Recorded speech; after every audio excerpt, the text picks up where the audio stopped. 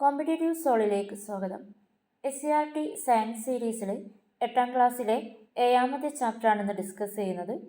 കൃഷി, അഗ്രികൾച്ചർ എന്ന ടോപ്പിക്കിൽ വരുന്ന ഒരു പാഠഭാഗമാണിത്. 5, 6, 7 ക്ലാസ്സുകളിലായിട്ട് 4 പാഠത്തോളം നമ്മൾ ഈ ടോപ്പിക്കിൽ അഗ്രികൾച്ചർ എന്ന ടോപ്പിക്കിൽ പഠിച്ചു കഴിഞ്ഞു. ഈ ഒരു പാഠഭാഗത്തോടു കൂടി നമുക്ക് ഈ അഗ്രികൾച്ചർ എന്ന ടോപ്പിക്ക് മുഴുവനാക്കാം. ഈ ഒരു ടോപ്പിക്കിൽ കൃത്യമായിട്ട് വരുന്ന പ്ലേലിസ്റ്റ് ചാനലിൽ കൊടുത്തിട്ടുണ്ട്. കൃത്യമായിട്ടൊരു ടോപ്പിക്ക് വെച്ചിട്ട് ആ ഭാഗത്ത് വരുന്ന എല്ലാ SCERT പാഠഭാഗങ്ങളും ഒരുമിച്ച് പഠിക്കാൻ ശ്രമിക്കുക. നമുക്ക് ക്ലാസ്സിലേക്ക് കടക്കാം. പാഠം 7, നട്ടു നനയ്ക്കാം നന്മകൾ കൊയ്യാം. ചിങ്ങം 1 കർഷക ദിനം. കർഷക ദിനം ആചരിക്കുന്നത് ചിങ്ങം 1-നാണ്. കൃഷിയിലെ നൂതന രീതികളാണ് ഇവിടെ ഡിസ്കസ് ചെയ്യുന്നത്. കൃഷിയിലെ നൂതന രീതികൾ പ്രധാനപ്പെട്ട ഒന്നാണ് വെർട്ടിക്കൽ ഫാമിങ്. വെർട്ടിക്കൽ ഫാമിംഗ് എന്ന് പറയുന്നത് എന്താണ്?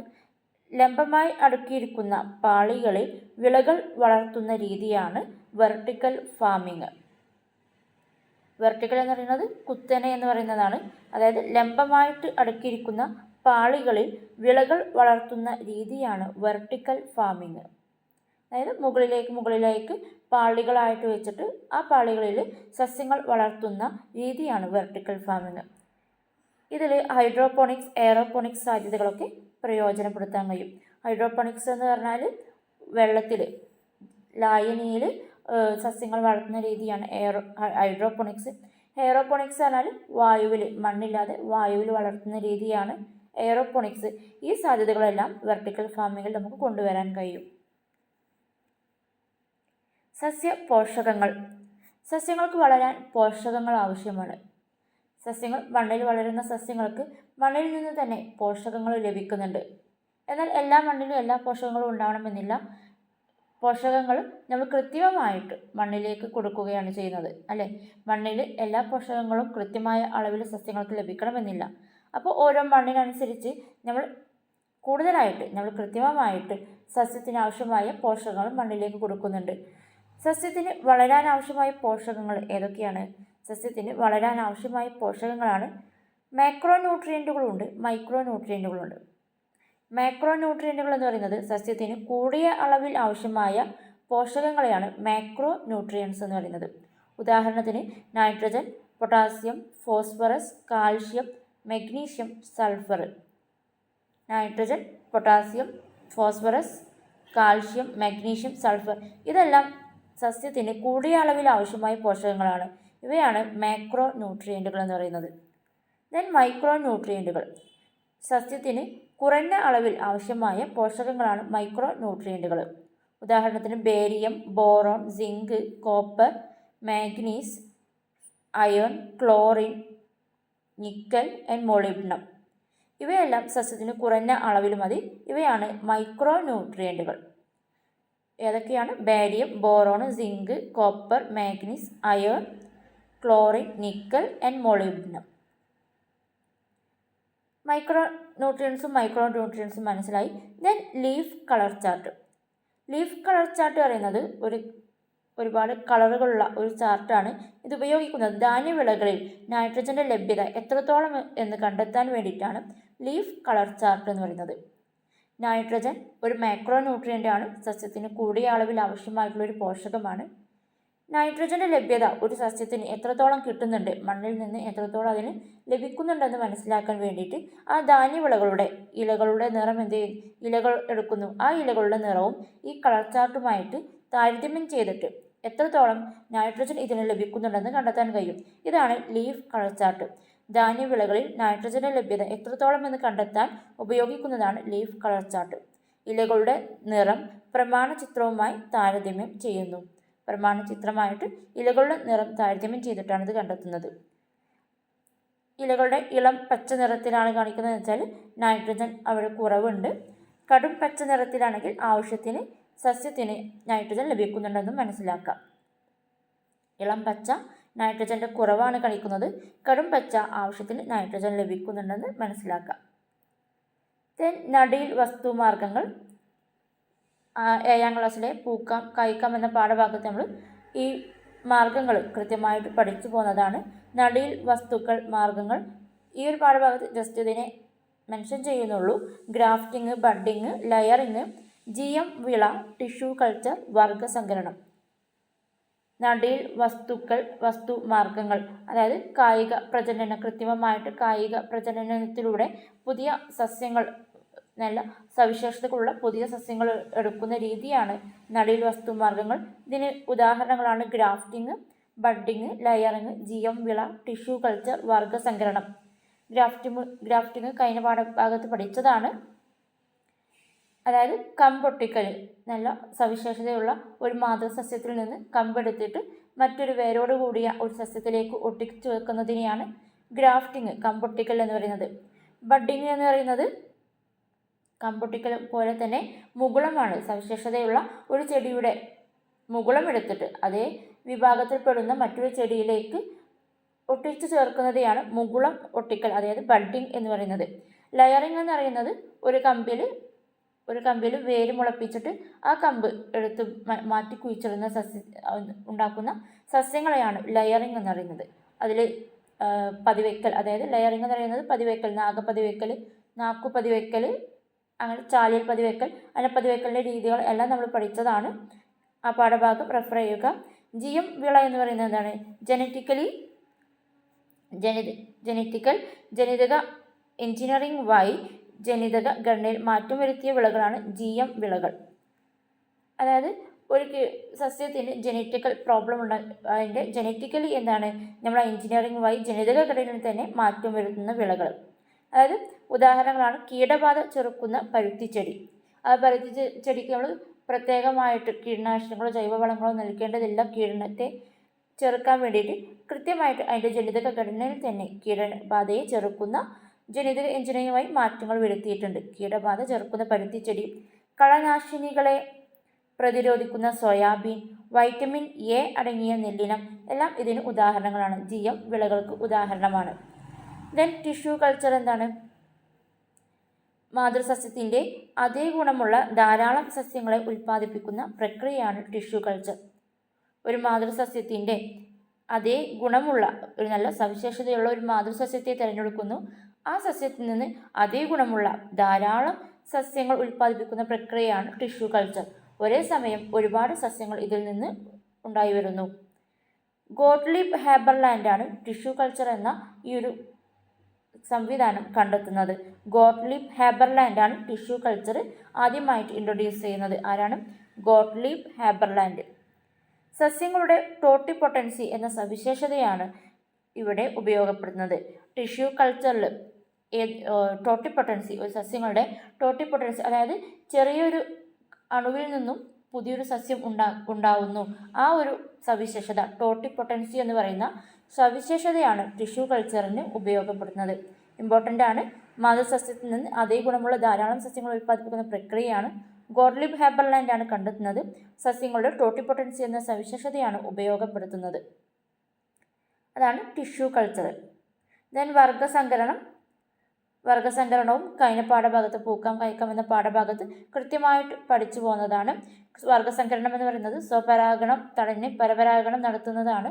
കൃത്രിമമായിട്ട് സവിശേഷതയുള്ള വ്യത്യസ്ത ഒരേ വിഭാഗത്തിലുള്ള ചെടികളെ ബീജസങ്കലനത്തിലൂടെ പുതിയൊരു സസ്യം ഉണ്ടാക്കുന്ന രീതിയാണ് വർഗസങ്കരണം എന്ന് പറയുന്നത്. വർഗസങ്കരണത്തിലൂടെ സങ്കര ഇനങ്ങളൊക്കെ നമ്മൾ ഉണ്ടാക്കുന്നത് പഠിച്ചു പോകുന്നതാണ്. അപ്പോൾ നടീൽ വസ്തുമാർഗങ്ങൾ ഇവയാണ്: ഗ്രാഫ്റ്റിംഗ്, ബഡ്ഡിംഗ്, ലെയറിംഗ്, GM വിള, ടിഷ്യൂ കൾച്ചർ ആൻഡ് വർഗസങ്കരണം.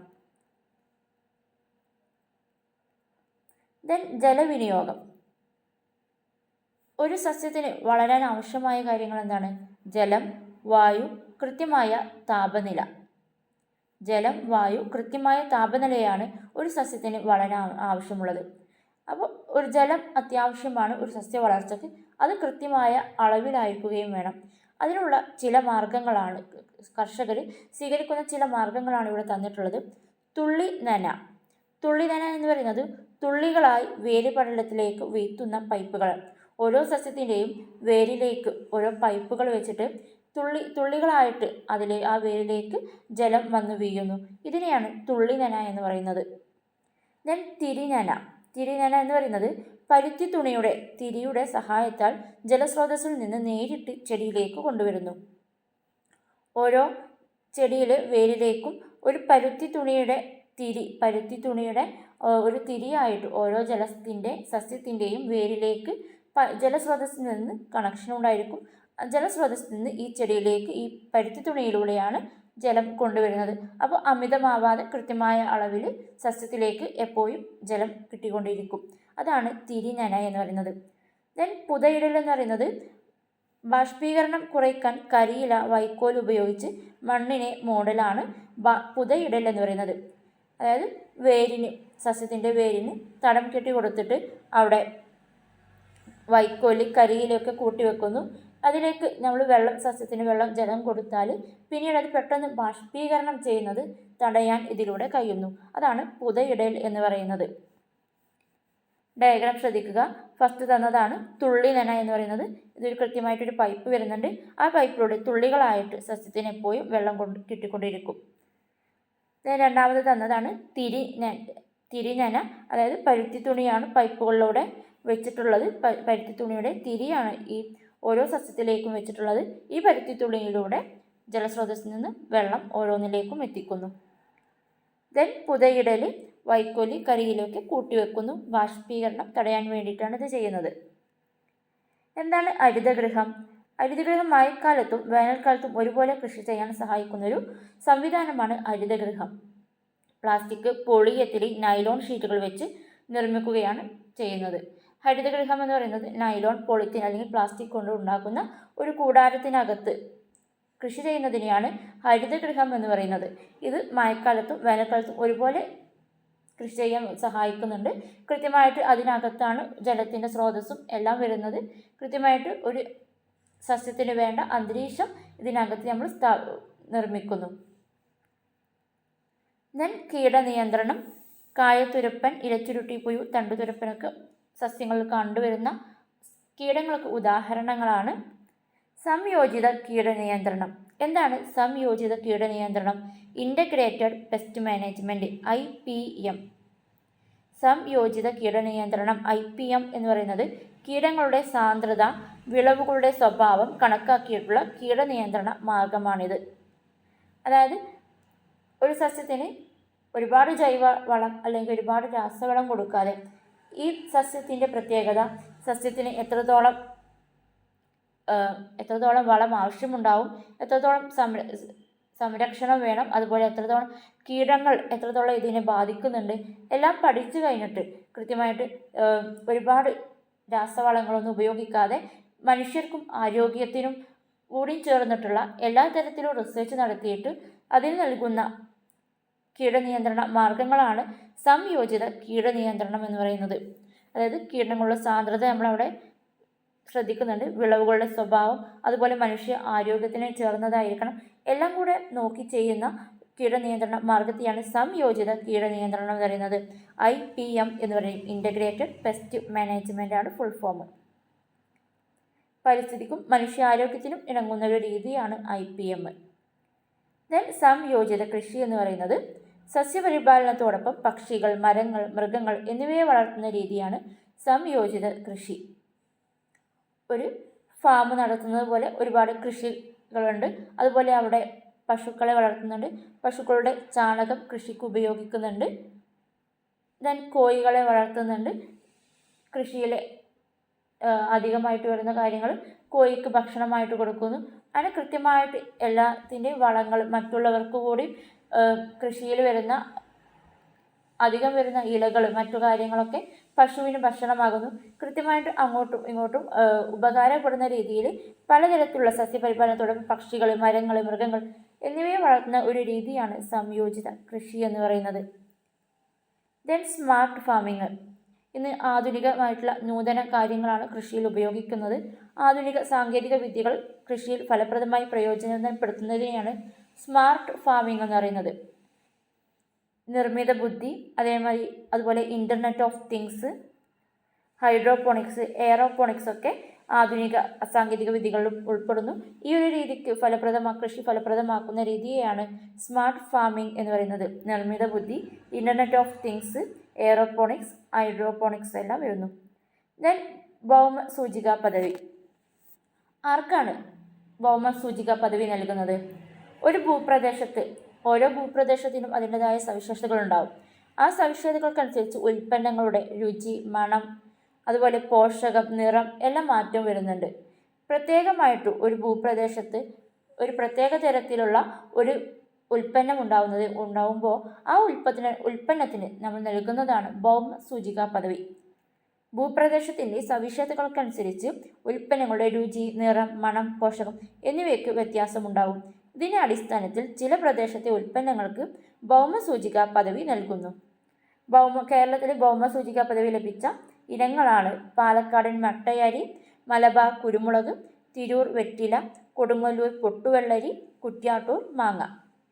പാലക്കാടൻ മട്ടയരി, മലബാർ കുരുമുളക്, തിരൂർ വെറ്റില, കൊടുങ്ങല്ലൂർ പൊട്ടുവെള്ളരി, കുറ്റ്യാട്ടൂർ മാങ്ങയെല്ലാം ഭൗമസൂചിക പദവി ലഭിച്ച കേരളത്തിലെ ഇനങ്ങളാണ്. ഇത്രയാണ് ഈ പാഠഭാഗത്ത് വരുന്നത്. ക്ലാസ് ഇഷ്ടപ്പെട്ടാൽ ലൈക്ക് ചെയ്യുക. തുടർന്ന് വരുന്ന പാഠഭാഗങ്ങൾക്ക് വേണ്ടിയിട്ട് ചാനൽ സബ്സ്ക്രൈബ് ചെയ്ത് വെക്കുക. താങ്ക്